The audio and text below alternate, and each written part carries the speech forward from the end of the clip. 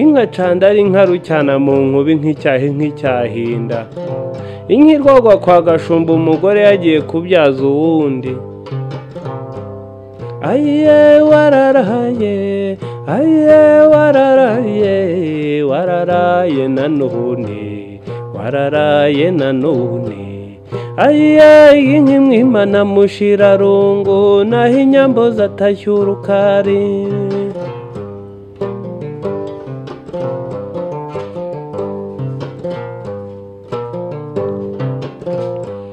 ziraturira nkacunda zirasasa nkaryama zirakubita ibizuru nkazikubita ibizinzo ziravunja umukenke zikavumbura inkwavu zaraye inyawera iyo zeza amahembe ayiye inka imwimana mushirarungu naho inyambo zatashye urukari